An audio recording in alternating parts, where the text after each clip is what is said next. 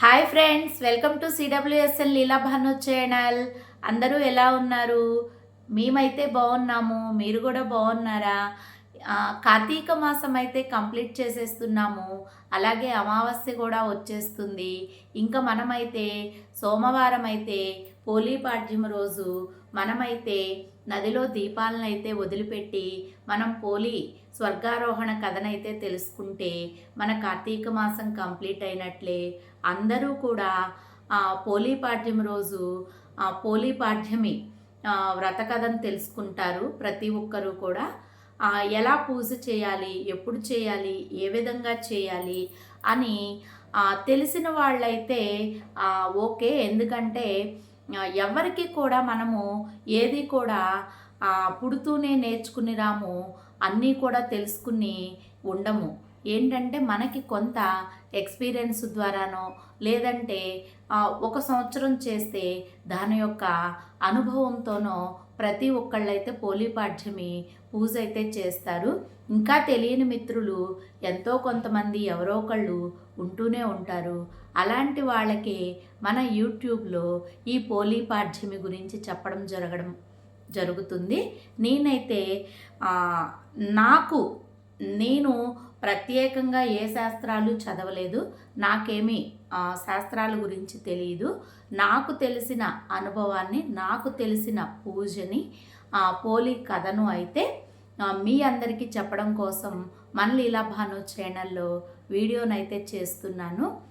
కార్తీక మాసం 30 రోజులు కూడా అందరూ ఉదయం ప్రాతకాలంలోనే లేచి స్నానం ఆచరించి పూజనైతే చేసుకుని విష్ణు ఆలయాలైనా శివాలయాలైనా, విష్ణు భక్తులైనా శివభక్తులైనా సరే వాళ్ళకి ఎవరినైతే పూజిస్తారో అట్లా విష్ణు లేదా శివునికి సంబంధించిన అష్టోత్తరాలు కానీ శ్లోకాలు కానీ చదువుకుని పూజించడం అనేది జరుగుతుంది, ఆనవాయితీగా వస్తుంది.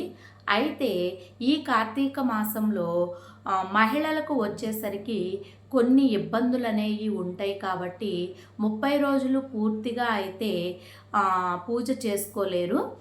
కొన్ని రోజులు వాళ్ళకైతే ఆటంకాలు అనేవి కలుగుతూ ఉంటాయి.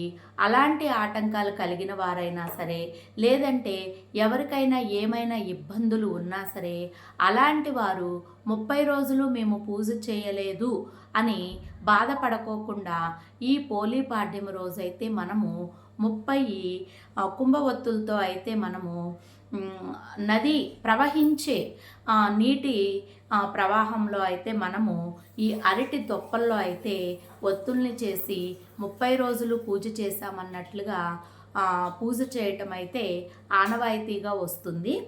అయితే ఎప్పుడైనా సరే మనకి కార్తీక మాసం చెప్పినా, ఏ మాసం చెప్పినా, ఏది చెప్పినా సరే మనకి భగవతత్వం అనేది ఒకటే. ఏమిటి అంటే మనము పూజ అనేది నిర్మలమైన మనసుతో, మనము ఏకాగ్రతతో, శ్రద్ధతో, మనకి ఉన్నంతలో మనకి తోచిన విధంగా ఏ విధమైన ఆర్భాటాలకి పోకుండా మనసుని పూజ మీద లగ్నం చేసి పూజ చేయాలి అన్నదే శాస్త్రాలు చెప్తున్నాయి. కాబట్టి మనము చేసే పనిలో శ్రద్ధతో పాటు ఆసక్తి, ఇష్టం కూడా ఉండాలి.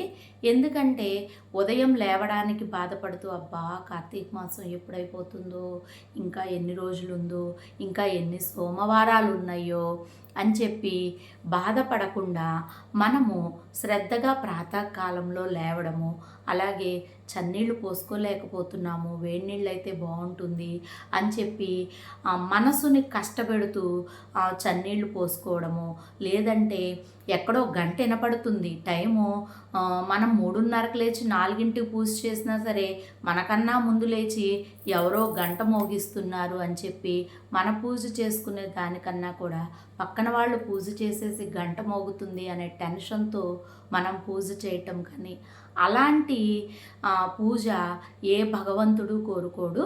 కాబట్టి మనము మనం చేసే పూజ, పక్కన వాళ్ళు ఎన్ని పండ్లతో పూజ చేస్తున్నారు, ఎన్ని పూలతో పూజ చేస్తున్నారు, ఎంత అలంకరణ చేసి పూజ చేస్తున్నారు, మనం ఎందుకు చేయలేకపోతున్నాం, భగవంతుడు మనకెప్పుడు కల్పిస్తాడు అంత విశేషంగా పూజ చేయాలి అని చెప్పి మనము అనుకుని భగవంతుణ్ణి మాకు కూడా కల్పించు భగవంతుడా అని చెప్పి చేసే పూజ కాదు మనకి భగవంతుడు.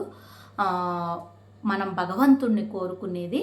అందుకోసం అని చెప్పి మనకి మన యొక్క కళ్ళుని తెరిపించడానికే ఈ కార్తీక మాసం అంతా అయిపోయిన తర్వాత ఈ పోలీ పాడ్యమి, పోలి అని చెప్పి మనం ఎందుకు పిలుచుకుంటున్నాము, అసలు ఏమిటి ఈ కథ ఏమిటి అని మనకి తెలుసుకుని మన మనస్సుని, మన యొక్క అజ్ఞానాన్ని, మన యొక్క తెలియని తత్వాన్ని తెలియచేయటం కోసమే ఈ పోలీ పాడ్యమి కథ అయితే ఉందండి. అందరికీ తెలుసు, తెలియదు అని కాదు. అయినా సరే మనము ఈరోజు ఆ కథనైతే తెలుసుకుందాము. ఏమిటి అంటే గనక మనకి ఒక గ్రామంలో పోతడు అనే ఒక చాకలి అతను ఆ గ్రామంలో ఉన్న అందరి బట్టలు ఉతుకుతూ ఉండేవాడు. ఆయనకి 4 కుమారులు ఉన్నారు. ఆయన భార్య పేరైతే మాలి అని ఉన్నది. ఆమెకు 4 కోడళ్ళు ఉండగా ఆవిడ చాలా గయాళిగా ఉండడం జరిగింది. అయితే ఈ 4 కోడళ్ళలో ముందున్న 3 కోడళ్ళు కూడా ఆమెకు లాగానే గయాళిగా ఉంటూ చలాయించుకుంటూ ఉన్నారు.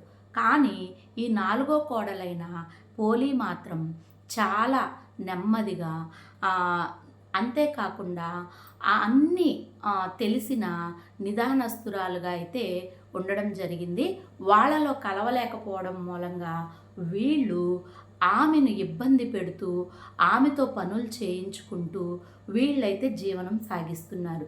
కార్తీక మాసం రాగానే ఆమెను ఏ పూజా కార్యక్రమాల్లో కూడా పార్టిసిపేట్ చేయించుకోకుండా వీళ్ళు మాత్రమే అత్తగారు 3 కోడళ్ళు నదీ స్నానానికి వెళ్ళి నదీ స్నానం చేసి పూజ చేసుకుని ఈమెను మాత్రం ఇంట్లో ఉండి అన్ని పనులు చేయమని చెప్పి ఒక్కొక్కళ్ళు ఒక్కొక్క పనిని ఆమెకి కేటాయించి వీళ్ళైతే పూజ చేసుకోవడానికి వెళ్ళడం జరిగేది.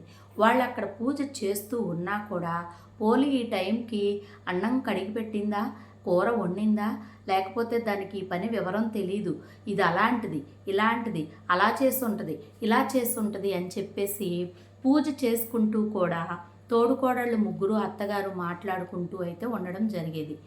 ఈవిడ మాత్రం ఇంట్లో పనులన్నీ చూసుకుని భర్తకి ఏమి కావాలో భర్తని గౌరవిస్తూ కుటుంబాన్ని గౌరవిస్తూ ఇంట్లో పనులు చేసుకుంటూ కార్తీక మాసం 30 రోజులు కూడా ఆమెకు పూజ చేసుకోవడానికి కుదరలేదు. అయితే ఈ పోలీ పాడ్యమి రోజు ఆవిడ పోలి వెన్నపూస చేస్తూ మజ్జిగని చిలికిన తర్వాత వచ్చిన వెన్నని తీసినప్పుడు ఆ వెన్న చల్లకామకి ఉన్న వెన్నని తీసి చేతికి ఉన్న వెన్నతో అయ్యో నాకు పూజ చేయటానికి కుదరలేదు కదా అని చెప్పి ఇలా ఆమెకి చెంగుంటే ఆ చెంగు కుచ్చెళ్ళకి ఉన్న ఇలాంటి దారాలనైతే ఇలా ఒక్కొక్క దారాన్ని తీసి ఇలా ఒత్తి చేసుకుని ఆ చమురుతో తనైతే చాకలి వాళ్ళు అంతకుముందు కుండల్లో మంట పెట్టి బట్టల్ని ఉడికించి జాడించటం మురికిపోవడానికి అని చెప్పి చేసేవాళ్ళు. అలాంటి కుండలో ఈవిడైతే దీపం పెట్టి మోకరిల్లి, స్వామి ఈ కార్తీక మాసం 30 రోజులు నాకు చేసుకోవడానికి కుదరలేదు, అందుకనే దామోదర నేనైతే ఈ విధంగా దీపాన్ని పెట్టుకుని పూజించుకుంటున్నాను అని చెప్పి చెప్పడం జరిగింది. అలా ఆమె పూజించుకుంటే పైనున్న విష్ణుమూర్తి భక్తులు విష్ణుమూర్తి సంతోషించి విష్ణుమూర్తి భక్తుల్ని ఆ దామోదర దీపం అర్పించిన భక్తురాల్ని తీసుకురమ్మని చెప్పి పంపించడం అయితే జరిగింది. విష్ణు భక్తులు సుశీలుడైతే భూమి మీదకి వచ్చి ఈ పోలిని తీసుకువెళ్ళడానికి పూల విమానం అయితే వచ్చింది. పోలిని తీసుకుని ఈ పూల విమానంలో వెళ్తూ ఉండగా ఈ నదీ స్నానం చేసి పూజ చేసిన ముగ్గురు తోడుకోడళ్ళ అత్తగారైతే వేరే వాళ్ళు మీ తోడుకోళ్ళు మీ కోళ్ళు ఇలా పూల విమానంలో ఎవరో తీసుకువెళ్తున్నారు అని చెప్పగానే వెంటనే వచ్చేసి అత్తగారు పోలీ కాళ్ళను పట్టుకుంటే అత్తగారి కాళ్ళని మిగతా ముగ్గురు కోడళ్ళు పట్టుకుని వాళ్ళతో పాటు వెళ్ళడం జరుగుతూ ఉంటుంది. అప్పుడు సుశీలుడు, మీరెవరు, మీకు రావడానికి అర్హత లేదు, ఎవరైతే మనసు లగ్నం చేసి భక్తి శ్రద్ధలతో వాళ్ళకి ఉన్న దానితోనే, లేని దానితో పూజ కాదు, ఎవరికి ఎంత తోచిందో ఎంత ఉందో అంతతోనే పూజ చేసుకుని ఎవరైతే మనసు లగ్నం చేసి పూజ చేశారో వాళ్ళకే ఈ స్వర్గప్రాప్తి అనేది లభిస్తుంది. అలాంటి పూజ ఈ పోలీ చేయడం మూలంగా ఆవిడికి స్వర్గారోహణ జరిగిందని చెప్పి తీసుకువెళ్తున్నామని ఆమెనైతే తోసివేయడం జరుగుతుంది, అత్తగారిని తోడుకోడల్ని. అలా ఏంటంటే మనకి ఈ పోలీ కథని పాడ్యం రోజు తెలుసుకుని మనమైతే ఈ పూజనైతే చేస్తాము. ప్రతి ఒక్కళ్ళు కూడా వీలైతే ఎక్కడైతే ప్రవాహం ఉందో ఆ నది దగ్గరికి వెళ్ళి దీపారాధన చేసుకుని పూజ చేసుకున్న తర్వాత అరటి బొత్తల్లో ఈ 30 రోజులు చేయలేని వాళ్ళు ఈ కుంభవత్తులతో ఆవు నెయ్యితో కానీ ఏదైనా సరే, అదే చెప్తున్నా, మనకి ఉన్నంతలో ఏది ఉందో అదే తీసుకుని ఆ ప్రవహించే నీళ్ళల్లో అయితే దీపాన్ని వదిలిపెట్టి పూజ అయితే చేసుకోవాలి. మన యొక్క పూజలో మనం చేసే ప్రవర్తనలో మనకి మార్పు తేవడానికి, మనకి కళ్ళు తెరిపించడానికే ఏ పూజలైనా ఏ మాసాలైనా ఉన్నది. అలాగే ఈ కార్తీక మాసం కూడా ఈ పోలీ పాడ్యం కథ చెప్పడానికి కూడా మనలో మార్పు తీసుకొచ్చుకోవడానికే చెప్పడం జరిగింది. కాబట్టి మనలో ఉన్న మన అరిషడ్ వర్గాలని మనమే నియంత్రించుకుని సత్మార్గంలో నడవడానికే ఏది చెప్తున్నా సరే అందరూ కూడా వీలైతే కార్తీక పోలీ పాడ్యమి సోమవారం రోజు ఉదయం ప్రాతకాలమే లేచి నదీ పరివాహక ప్రాంతానికి కానీ, మీకు దగ్గరలో పారుదల ఉన్న నీటి దగ్గరికి కానీ, అంతకి ఏమీ లేదు అనుకుంటే కనుక మీకున్న ఇత్తడి బేషన్లో కానీ మీరు అరటి బొత్తల్లో దీపాలని వదిలి కార్తీక మాసం పోలిమి పాడ్యానికి అయితే నమస్కరించుకుని కార్తీక దామోదరునికి ఈ విధంగా మేమైతే కార్తీక మాసం పూజ చేసుకున్నాము, మమ్మల్ని ఆశీర్వదించమని అయితే అందరూ కోరుకోండి. నాకు తెలిసిన విషయాన్ని మీ అందరితో షేర్ చేసుకోవాలని నేనైతే ఈ కథని మీ ముందుకు తీసుకురావడం జరిగింది. ఈ వీడియో కనుక మీకు నచ్చినట్లయితే మన CWSN లీలా భాను ఛానల్ని సబ్స్క్రైబ్ చేసుకుని లైక్ చేసి షేర్ చేస్తారని కోరుకుంటూ thank you to all. Bye bye. ఓం నమః శివాయ. ఓం వాసుదేవాయ నమః. ఓం నమో నారాయణాయ నమః. ఓం నమో భగవతే వాసుదేవాయ నమః.